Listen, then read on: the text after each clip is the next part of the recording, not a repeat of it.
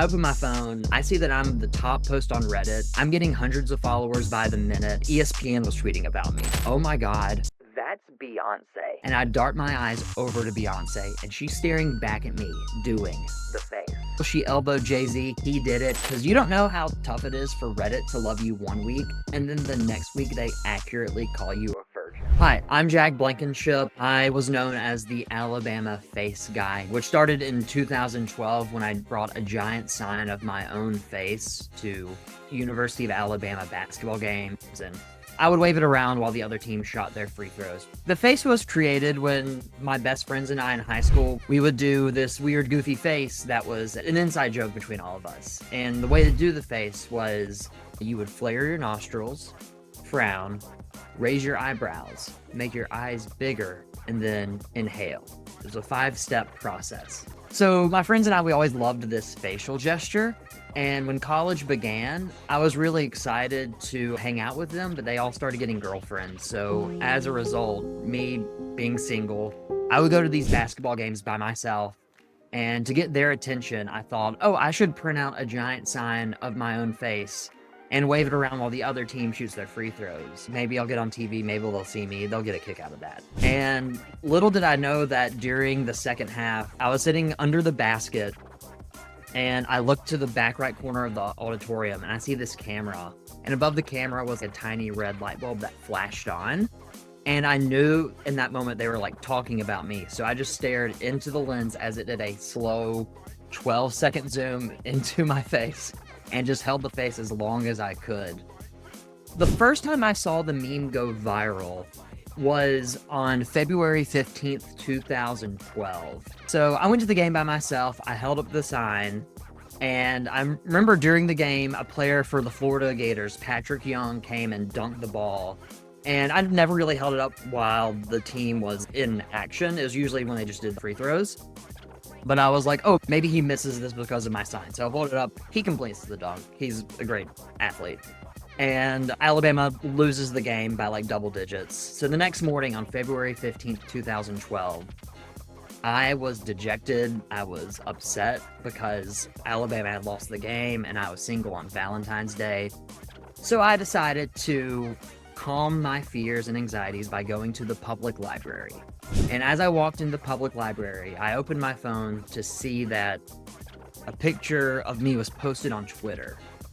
And I thought to myself, oh, that's pretty cool. Then I had my biology class. And during biology class, my phone kept buzzing. And I looked at the photo and it now had 600 likes.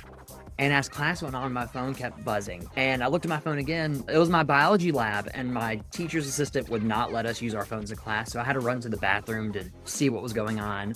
I open my phone. I see that I'm the top post on Reddit. I'm getting hundreds of followers by the minute. ESPN was tweeting about me. And so that was like a going into the biology class, nobody, leaving the biology class as the Alabama face guy. Free photo shoots this week. All my followers been liking up my tweets. I'm acting braggy, but you know I'm really me. Yeah, a lot of the reaction was a lot of people just taking the image of myself with my sign. And sometimes they would like Photoshop me into the Last Supper or into the background of President Obama's inauguration. Other times they would just cut my face out and put it on Mitt Romney's face. It was 2012, so a lot of people were latching onto the political aspect of the memes. But I would say overall, the response was pretty positive. And I've learned to not really read a lot of comments now, but getting a lot of attention and views. Everyone was saying pretty positive things. They were laughing. They were saying like distraction level, like 1,000 or whatever. So it was overall like a pretty positive initial reaction to the meme. Once I started bringing this sign to basketball games, I started doing the math of how teams were shooting their free throws when they were on the other side of the court versus when they were facing me holding the sign. And the math actually checked out that they were shooting worse at the free throw line when I was holding up my sign. And even after I went viral and I was still going to the Alabama games with my sign, the referees would point at me. I got a picture of one of the referees doing the face. And I was like a crowning achievement at the time. Even players on the other team were just pointing, and as soon as they would walk into the arena, they'd be like, and like talking to each other about seeing me there. So that made me feel pretty special. It did a good job of distracting the team. I would never say that I helped my team win the game by any stretch of the imagination. I'm not the 6th man. I'm not the 7th man. I'm at best the 1000th man. But if a free throw gets missed here and there, maybe it can tilt the odds in our favor. I went viral on February 15th, 2012. And within a week of going viral, I was flown up to New York City to be a guest on a bunch of talk shows. While I was in New York, I went to Madison Square Garden to watch the New York Knicks take on the New Jersey Nets. And I walked into the arena holding my face sign, and people were coming up to me, taking pictures with me. I get to my seat at the game, and players on the New York Knicks were pointing and laughing at me. Throughout the game, people would see me, be like, hey, can I get a picture? And so I'll take pictures with people. But during the third quarter, a player on the New Jersey Nets, Chris Humphries, got fouled and went to the free throw line. So I start holding up my sign, and he misses his first free throw. And I hear cheers erupt from all over Madison Square Garden, even from the upper deck. And then I look at the Jumbotron at Madison Square Garden, and I see my face there. And I think this is the coolest moment of my entire life. Until I tilted my head down courtside and I see this lady sitting courtside, pointing and waving at me. And I was frozen. Oh my God, that's Beyoncé. And so she waved at me, I waved back. She was sitting next to one of my favorite rappers of all time, Jay-Z. So they were both like laughing and waving at me. I thought that was pretty cool. And then the fourth quarter came, and I noticed that the Knicks dancers were dancing to a Beyoncé song. And I thought, oh, this is cool. They're dancing to a Beyoncé song in front of Beyoncé. I wonder what her reaction is. And I dart my eyes over to Beyoncé, and she's staring back at me, doing the face. And I thought that was pretty cool. She elbowed Jay-Z. He did it. And then I completely lost my cool. I jumped up and down. I mouthed to Beyoncé, "You're my girl, Beyoncé." It was like absolutely the coolest moment of my entire life. What I thought the trajectory of my face sign would be is that my friends would see it on ESPN while they're watching the games with their girlfriends or whatever, and that they would just get a kick out of it. And that would be the end of it. But then after the first game, they really talked about it at length during the broadcast. So I was like, oh, I'll bring this to the next game. Then after the next game, it blew up online.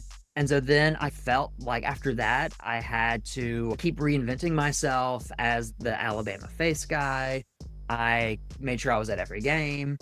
And I had a lot of fun doing it. When I was flown from Alabama to New York City, it was because the Today Show wanted to talk about me. Not only was I going viral in the moment, but I did the face behind Al Roker. And so they were like, oh, we should bring him on our show. Tell our viewers at home that like, oh, he was on our show 2 years ago doing it. Now he's a guest on the show. And I did the Today Show. I was on live television. It was a very nerve-wracking moment. So after I got done with the show, I was getting ready to check out, and then I get a call saying, hey, are you available to do Late Night with Jimmy Fallon tonight? I got my hotel extended another day. I did the interview with Jimmy Fallon. That was a lot of fun. And then in the years since that interview, I kept in touch with one of the producers.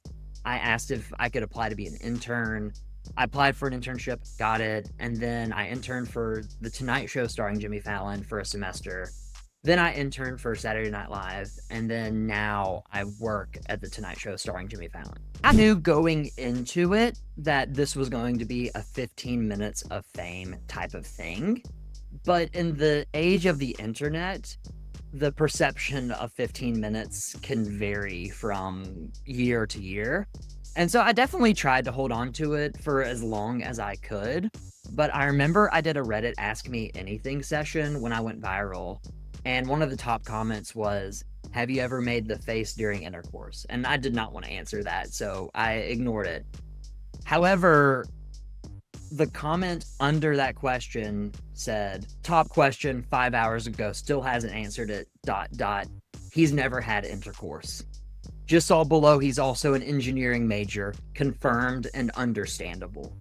So once I saw that comment, I was like, you know what? 15 minutes of fame is just enough, because you don't know how tough it is for Reddit to love you one week and then the next week they accurately call you a virgin. So like seeing stuff like that, being dunked on by Redditors, it was like, you know what? I think that this thing is basically over. I thought it was going to be a 15 minutes of fame type of thing, but I just got back from New York where people love me. So when I moved to New York City, I started doing improv classes, and then I joined a sketch team, and I had a lot of fun kind of being able to be on stage and be less myself, like characters or just write funny situations.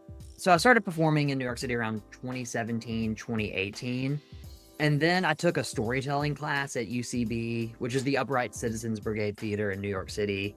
I started to write a lot about the things that would happen when I went viral and other things that happened in my life. And it evolved into a half-hour storytelling show about my rise and fall from fame. I started performing that in 2019, and I'm still performing it now because in the years since that happened, a lot of other fun things have happened that have made me want to expand the show, like things I did on The Tonight Show. And one thing that happened in particular on The Tonight Show led to me meeting my wife. And that's a really fun place for where the way that my virality started was me alone holding a sign. And through the crazy events of my life led to me meeting my wife. And it's a really fortunate circumstance that this all came from a poster I made from samsclub.com. After I got done with the storytelling class, some of these stories that I was able to like really reflect upon going viral and everything unfolded into a full comedy show called A Funeral for My Face, which was just about the rise and fall from fame that I had, and about having 15 minutes of fame and like going viral in Alabama. It was a really pleasant opportunity for me to take a step back, reflect on everything that happened with going viral and what I appreciated, what I didn't appreciate about it. Several opportunities to sell out. I got approached by an agent that specialized in memes, and he wanted to set up a deal with Spencer's Gifts. And the opportunity sounded neat on paper, but it was just something where I knew if I walked into a Spencer's Gifts and saw my face on clearance, like 90% off, which was inevitable, that would truly break me. Because I only shopped in the discount aisles. And if that was me looking at me 75% off, I would feel 100% off. My face was gonna be in every Claire's for Boys in America. T-shirts, lava lamps, expired condoms, all with my face on them. You can follow me on Instagram at Jack Blankenship. I have a solo comedy show about going viral called A Funeral for My Face. I'm looking forward to performing it in New York City and all across America, and I'll be bringing that out in the coming months. And yeah, I also have jackblankenship.com if you want to catch up with me there. You see a lot of my videos from when I was going viral and things that I'm doing now, some of my best things I've done on The Tonight Show. But yeah.